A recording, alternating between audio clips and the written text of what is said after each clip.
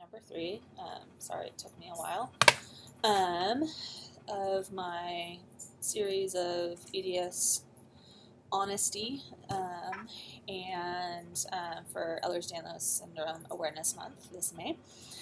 And so I decided that I am going to do this video on the symptoms of Ehlers Danlos. So if some of these symptoms sound familiar to yourself or someone you know, this might be something to bring up with your doctor or their doctor. Yeah, so my type of Ehlers Danlos syndrome is the hypermobility type, or in the old typing system it would have been considered type 3. There are 6 major types of Ehlers Danlos syndrome.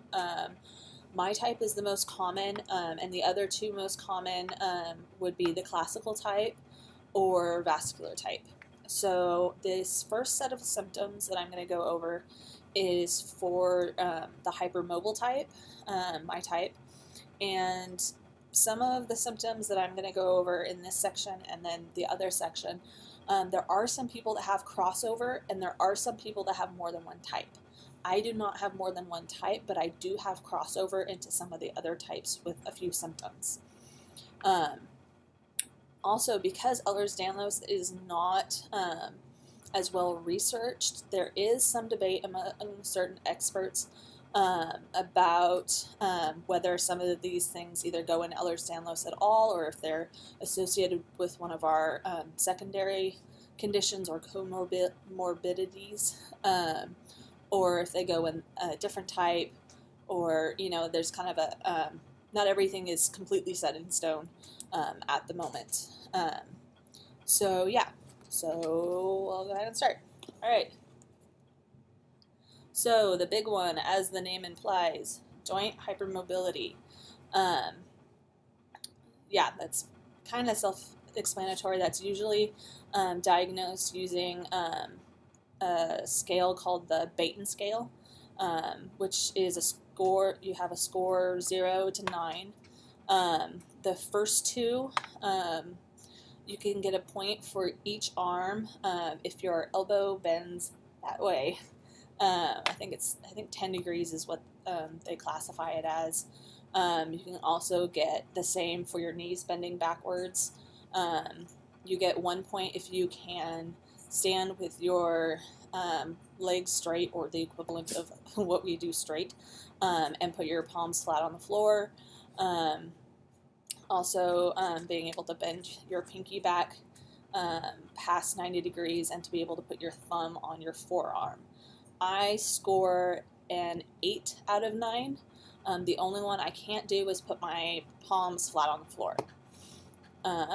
So yeah. The other ones, we have really soft skin that is commonly described as velvety. It's also stretchy. In my type, it's considered usually less stretchy than, say, like the classical type, but it does stretch more than most. It's also fragile. Again, some types are more fragile than others. It heals poorly and it scars badly, and again, that differs from type to type.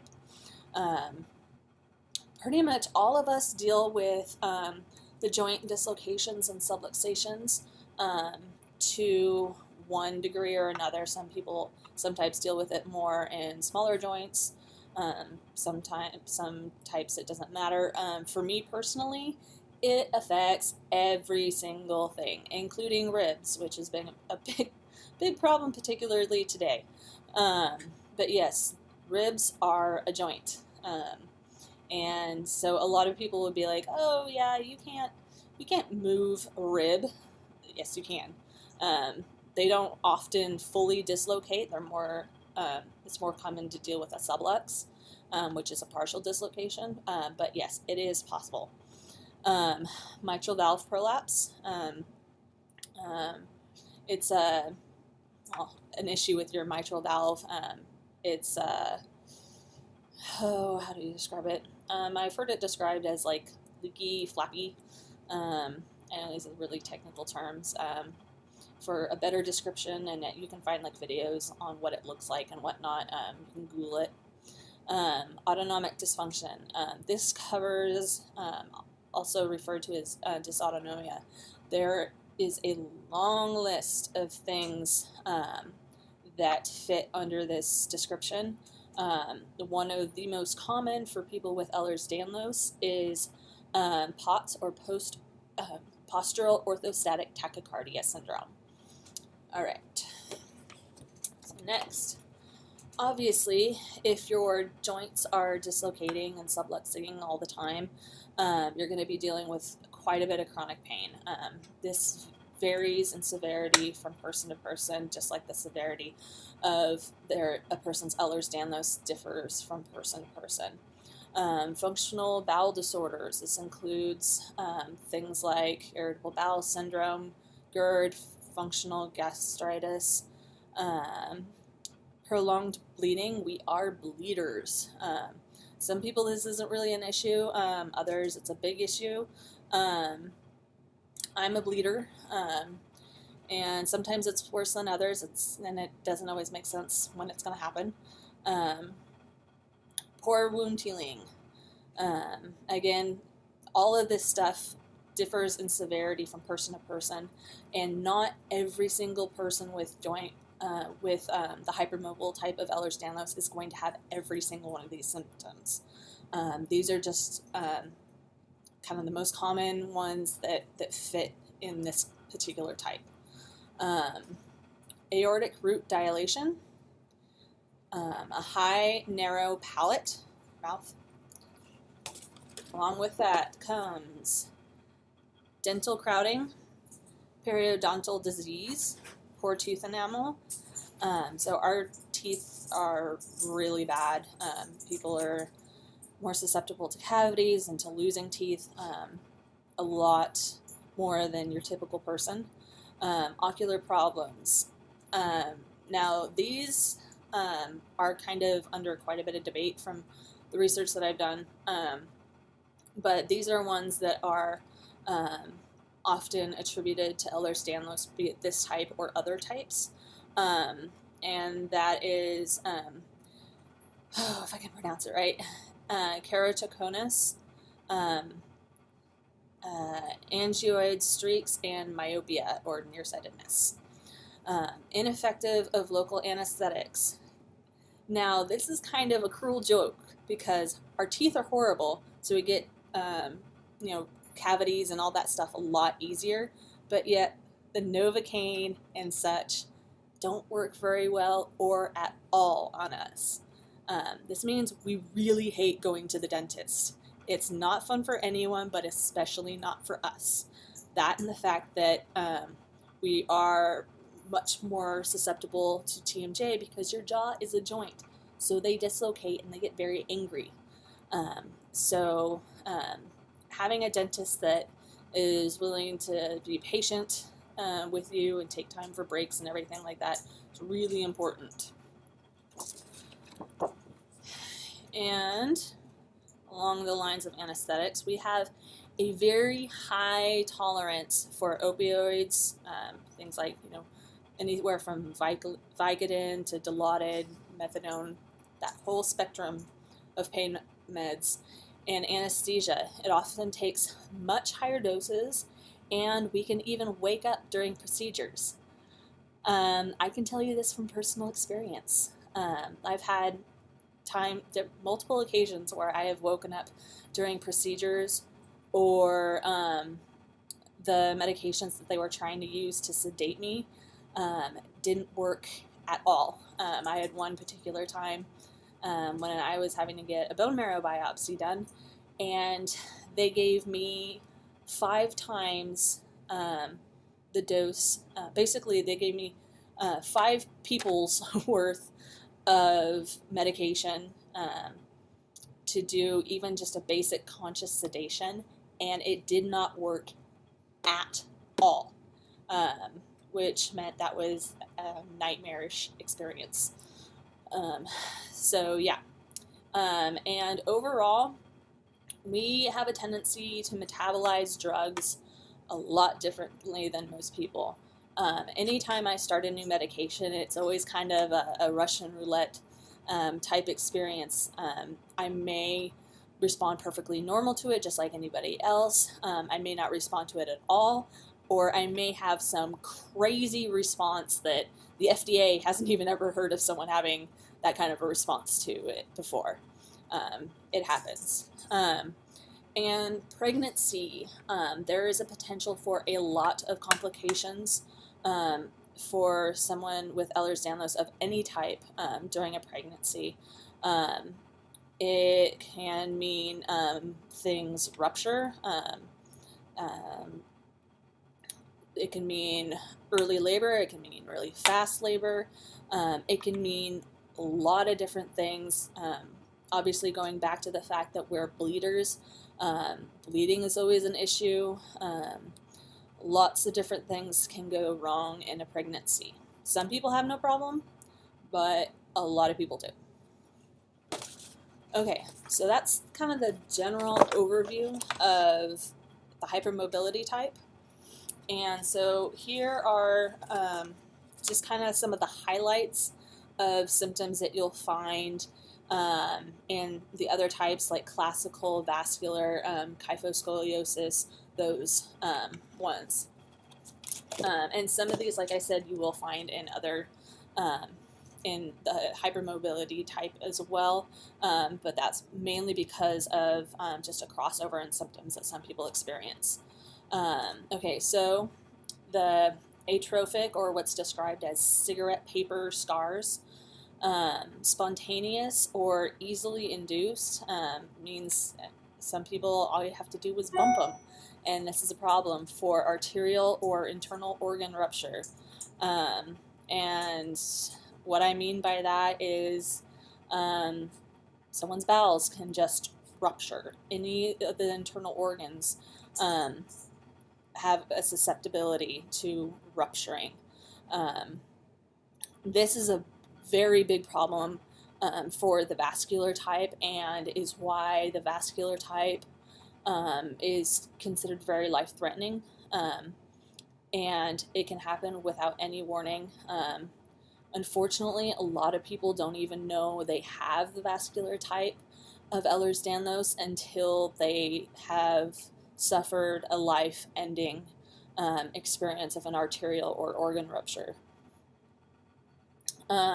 Sutures often fail to hold, or they tear through tissues. This is one of the crossover symptoms that I've dealt with. Luckily, I've only ever had to have sutures once before, but it held less than 24 hours and tore right through the tissues. Depending on what type of a wound it is that they're needing to hold, a lot of people just use surgical glue, or crazy glue is basically what that is, to hold the skin together. It tends to work a bit better and is a little safer for some people. Thin translucent skin. This is something that's fairly common in the vascular type. I think it's in classical type as well. This is especially true in like the chest area. You'll be able to very distinctly see, the veins and whatnot in the person's chest. I always mispronounce this one. Molluscoid pseudotumors, and best way to learn what that is to Google what a picture looks like, and it'll show you. Muscle hypotonia and delayed gross motor development in children, and tendon and muscle rupture. That can happen in other types as well, in the hypermobile type, but it's less likely to happen. Varicose veins, congenital dislocation of the hips, clubfoot, scoliosis, scleral fragility, and rupture of the globe eye, your eye. Another thing that is seen, I believe it's across all the types, but I know it's in the hypermobility type, is what's called a blue sclera, or a blue halo. And if you look really closely, not at the actual color of the eye, but in the whites in the white area around where your color is, there'll be this kind of a bluish ring, or halo, and that's common as well.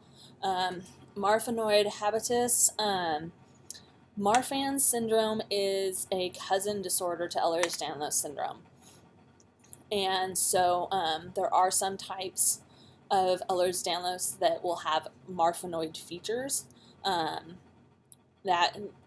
Those are just the features. That doesn't mean they have actual Marfans, but when people display those Marfanoid features, they should usually get checked out for Marfans, because that is potentially a life-threatening disorder. Osteopenia and Osteoporosis. This is something that is seen in the other types as well, especially osteoporosis or osteoarthritis, but that's usually seen as time progresses, but certainly usually much earlier in life than your typical person would develop osteoporosis or osteoarthritis. Aneurysms. Now, again, this is much more common in types other than the hypermobility type, but there is still an increased risk, however slight it may be. So every 2 years or so, I get an MRI and MRA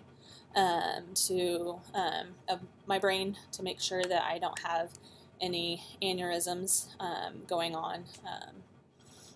And aortic and arterial dissections. Again, this is a really big problem in the vascular type, and they can kill you pretty near instantly in some cases. So, yeah. Now, I was going to go over secondary conditions, also known as comorbidities, but going over just the symptoms took quite a bit of time. So my next video will be on all those, not all of those, but a lot of those conditions that are often seen hand in hand with Ehlers Danlos Syndrome. So yeah, I will hopefully get that out to you guys in a few days, and thank you once again for listening.